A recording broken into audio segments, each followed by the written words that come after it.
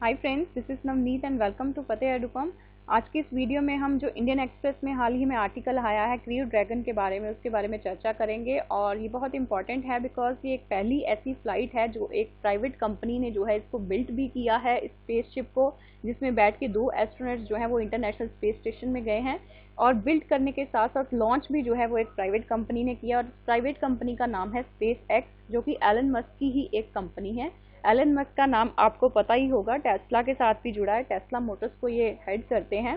तो इसके बारे में, क्रू ड्रैगन के बारे में जो है वो इम्पॉर्टेंट एक आर्टिकल आया है जिसको हम डिटेल में जो है वो यहाँ पे डिस्कस करेंगे।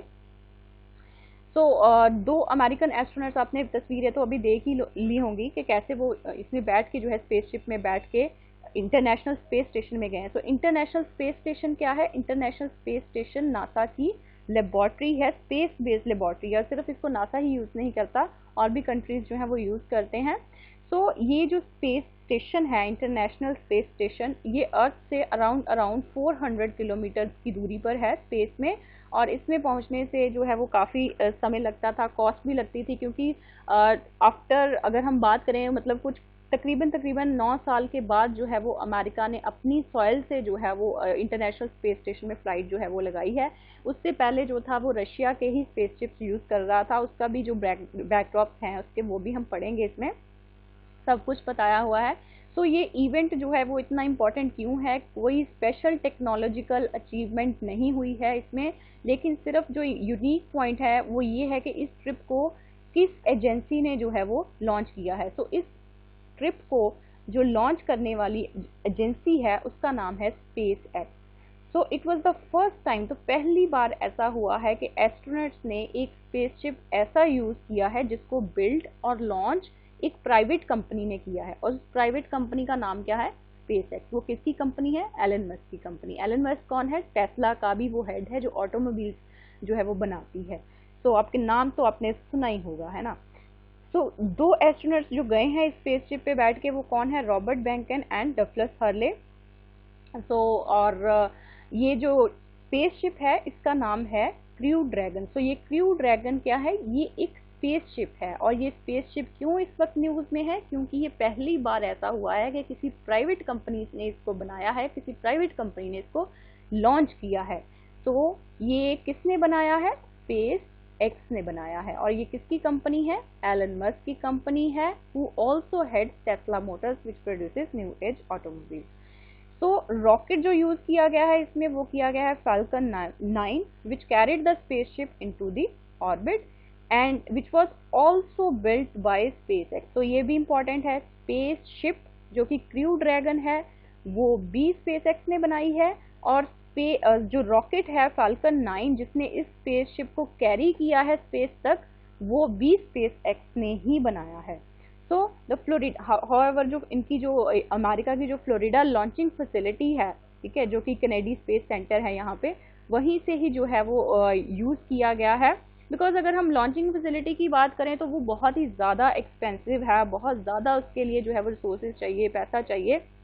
बट अभी जो है वो प्राइवेट कंपनीज इसमें भी जो है वो, इंडिया में तो नहीं खैर, लेकिन ऐसे यूएसए में, रशिया में इस चीज़ के ऊपर वर्कआउट हो रहा है। तो इससे काफ़ी जो है वो, पहले भी अमेरिका अपने मिशन, जो स्पेस मिशंस हैं, इस सेंटर से, इस फैसिलिटी से जो है वो लॉन्च कर चुका है, जिनमें से सबसे ये इम्पॉर्टेंट जो है अपोलो मिशन भी है, जहाँ से ह्यूमन बींग्स को मून पे लेके जाया गया था। तो द मिशन, अब ये जो मिशन है क्रू ड्रैगन मिशन, इसको डेमो 2 भी बोला जाता है। डेमो क्यों बोला जाता है इसको? क्योंकि ये एक सिर्फ टेस्ट फ्लाइट थी। अगर ये सक्सेसफुल हो जाती तो फिर आगे आने वाले जो मंथ्स हैं उनमें और मिशंस भी जो हैं वो लेके जाएंगे। तो अभी ये सक्सेसफुल हो गई है, तो सिग्निफिकेंस इसका बहुत है। और इसके साथ साथ हम इसके कुछ जो है वो बैकड्रॉप्स भी पढ़ते हैं। तो नासा के लिए it was the first flight of it astronauts on the American spaceship. तो ये बहुत इंपॉर्टेंट पॉइंट है यहाँ पे कि अमेरिकन स्पेसशिप के ऊपर पहली बार जो है वो एस्ट्रोनॉट्स गए हैं from American soil after 9 years. ये आफ्टर 9 ईयर्स क्यों है, इसके बारे में थोड़ा सा इस आर्टिकल में दिया हुआ है कि लाइक नासा जो है, इसके पास जो थे 5 स्पेसशिप का एक फ्लीट था। और इसका एक प्रोग्राम इन्होंने लॉन्च किया था, स्पेस शटल प्रोग्राम। इसी प्रोग्राम के चलते दौरान ही जो कल्पना चावला थी उसकी भी डेथ हुई थी। तो ये जो नासा ने लॉन्च किया था स्पेस शटल प्रोग्राम, इसके अकॉर्डिंगली इनका मिशन था कि अराउंड 135 जर्नीज जो है वो करनी है। एंड द इंटरनेशनल मतलब जो इंटरनेशनल स्पेस स्टेशन भी है वहाँ पे भी, या फिर जो मतलब स्पेस भी है, तो इन बिटवीन टारगेट था 1981 से लेके 2011 तक। सो इसमें जो 5 इनके पास स्पेसशिप्स थी, उसमें से जो 2 पहले जो स्पेसशिप्स थी, एक का नाम था चैलेंजर और दूसरे का नाम था कोलंबिया। तो ये जो चैलेंजर था ये 1986 में डिस्ट्रॉय हो गया था, कोलंबिया जो था ये 2003 में डिस्ट्रॉय हो गया था, जिसमें 7 एस्ट्रोनॉट्स की जान जो थी वो चली गई थी। तो 2003 के एक्सीडेंट में, जिसमें कल्पना चावला की भी डेथ हो गई थी, तो यूएस गवर्नमेंट ने इस स्पेस शटल प्रोग्राम को बंद कर दिया था। तो जो बाकी 3 स्पेसशिप्स, क्योंकि 5 थे, 2 डिस्ट्रॉय हो गए तो 3 रह गए, तो 3 कौन कौन से थे?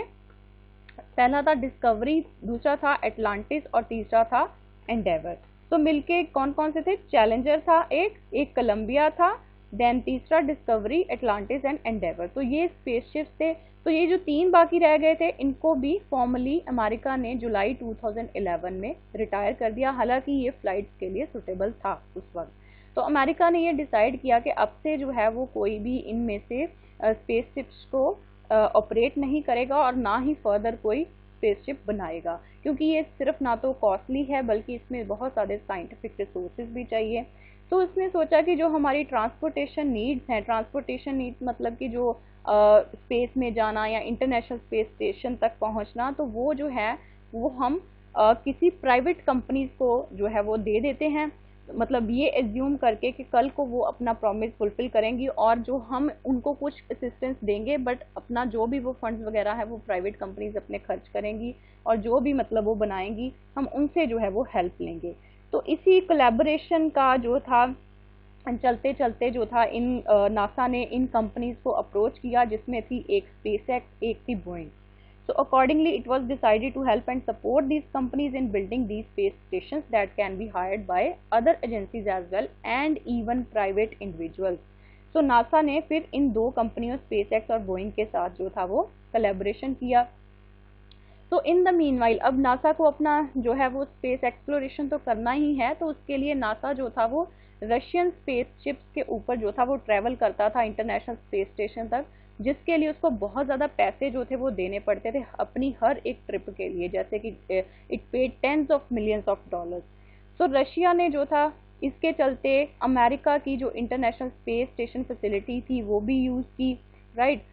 तो इसके चलते जो है वो न्यू ऑप्शन मतलब कि प्राइवेट पार्टिसिपेशन इसमें लाना स्पेस में, कि स्पेस को जो है वो स्पेसशिप्स डेवलप की जाएँ, फ्लाइट्स डेवलप की जाएँ, तो इसके यहाँ रॉकेट्स डेवलप की जाएँ। तो ये जो था इनको ना मतलब यूएसए को ज़्यादा जो था चीप लगा, और इसके साथ साथ इनको हो गया कि एक तो हम अपनी सॉइल से जो है वो लॉन्च कर सकते हैं, चाहे ऑल्दो कि वो एक प्राइवेट कंपनी ही है लेकिन है तो अमेरिका की ना, तो एक अपनी सॉइल जो है वो उसमें यूटिलाइज हो जाएगी, और दूसरा जो है हम किसी फॉरेन कंट्री के ऊपर डिपेंडेंट नहीं रहेंगे जैसे कि रशिया के ऊपर डिपेंडेंट है। तो SpaceX flight Crew Dragon therefore is a combination of more than decade long। तो स्पेस क्रू ये जो SpaceX की फ्लाइट है क्रू ड्रैगन, ये इसी चीज़ का ही रिजल्ट है। तो ये एक तरह की एक कमर्शियल टैक्सी सर्विस हम कह सकते हैं स्पेस में जाने के लिए, जैसा कि यहाँ पे लिखा ही हुआ है, ठीक है। टैक्सी तो हम प्राइवेट ही हायर करते हैं ना, तो ऐसे नासा जो है वो प्राइवेट टैक्सीज हायर करेगा, प्राइवेट स्पेस प्राइवेट रॉकेट्स जो है वो हायर करेगा स्पेस में जाने के लिए। तो इसके लिए नासा को सिर्फ क्या करना है, नासा को अपने काम के ऊपर जो है वो कंसंट्रेट करना है। काम क्या है उसका? स्पेस को ज़्यादा से ज़्यादा एक्सप्लोर करना, ह्यूमंस को मून तक लेके जाना, मार्स तक लेके जाना, एस्टेरॉइड घुमाना, है ना। तो लेकिन ये कोई पहला ऐसा प्राइवेट पार्टिसिपेशन नहीं है, अब तक बहुत सारे प्राइवेट ऐसे पार्टिसिपेशन हो चुके हैं। For example there are literally 100 of private entities building commercial satellites for their clients. Launch services are still somewhat restricted. अभी लॉन्चिंग सर्विसेज के ऊपर जो है वो काफ़ी हद तक, जैसे मैंने आपको स्टार्टिंग में भी बताया, कि काम नहीं हो रहा है, क्योंकि इसमें बहुत ज़्यादा जो है वो पैसा चाहिए होता है, बहुत ज़्यादा साइंटिफिक रिसोर्सेज चाहिए होते हैं। बट यहाँ पे भी जो है वो SpaceX और बोइंग को छोड़ के और भी काफ़ी कंपनीज हैं जो लॉन्चिंग सर्विसेज के ऊपर भी काम कर रही हैं। मैनी लाइक वर्जिन गैलेक्टिक, ये एक कंपनी है रिचर्ड ब्रैंसन की, और इस कंपनी ने ऑलरेडी कुछ स्पेस फ्लाइट्स जो हैं वो बनाई हुई हैं, और ये जो है ये मतलब अगर कोई हमारे तुम्हारे जैसा कोई घूमने भी जाना चाहता है स्पेस में तो ये लेके जाएगी, अगर हम उतना पे कर सकें, ऐसे फ्री में खाली में नहीं। तो इन फैक्ट लास्ट ईयर एक स्पेस क्राफ्ट जो था, एक स्केल्ड कॉम्पोजिट, एक यूएस की कंपनी है ये, इसने बनाया भी था, जो पहली बार एक शॉर्ट फ्लाइट के लिए एक ह्यूमन बीइंग को स्पेस राइड के लिए लेके गई थी, ठीक है। So it became the first private spacecraft to do so.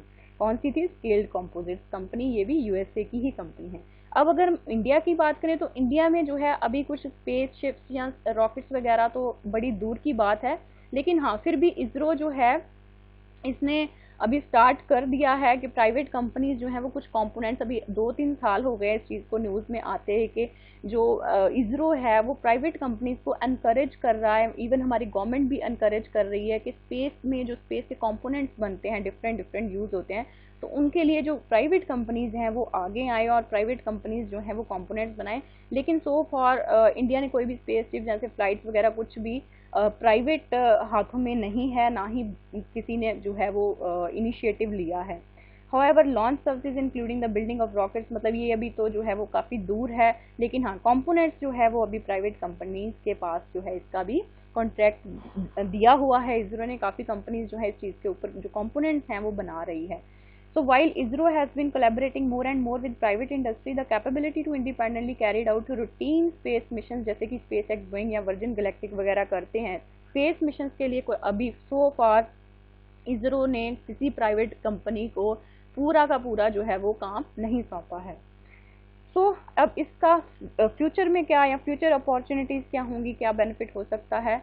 So Crew Dragon flight also underlines the fact that space research and exploration is now a much more collaborative enterprise। जैसे कि पहले countries सिर्फ अपना देखती थी, है ना, race लगी हुई थी एक कंट्री में, इसने कितनी फ्लाइट्स लॉन्च की, उसने कितनी, रशिया ने कितनी की, चाइना ने कितनी की, यूएसए ने कितनी की, इंडिया ने कितनी की। लेकिन अब जो है वो धीरे धीरे सिनेरियो ऐसा आ जाएगा कि सारी कंट्रीज को मिलके जो है स्पेस के ऊपर जो है वो काम करना पड़ेगा, और मतलब और कर भी रही हैं। काफ़ी कंट्रीज जो है वो डाटा शेयर कर रही हैं, रिसोर्सेज शेयर कर रही हैं। फॉर एग्जांपल इसकी एक एग्जांपल इंटरनेशनल स्पेस स्टेशन ही है, जैसे हमने स्टार्टिंग में पढ़ा कि रशिया भी इसको यूज़ कर रहा है। एंड मोर ओवर एक्सपेक्टेशंस है कि ये बाय 2028 इसको जो है वो रिप्लेस करने की ज़रूरत पड़ेगी। सो इसकी रिप्लेसमेंट के लिए भी जो एटलीस्ट 10 कंट्रीज़ हैं वो आगे आ रही हैं, और इसके साथ साथ कुछ प्राइवेट प्लेयर्स भी जो हैं वो इसमें पार्टिसिपेट कर रहे हैं। And further there is also a growing realization that space agencies need to direct their और ये भी है कि स्पेस एजेंसीज जो हैं जैसे नासा हो गई, इसरो वगैरह, तो इनको जो है वो ज़्यादा अपना ध्यान जो है वो स्पेस एक्सप्लोरेशन पे, साइंटिफिक रिसर्च पे रखना होगा।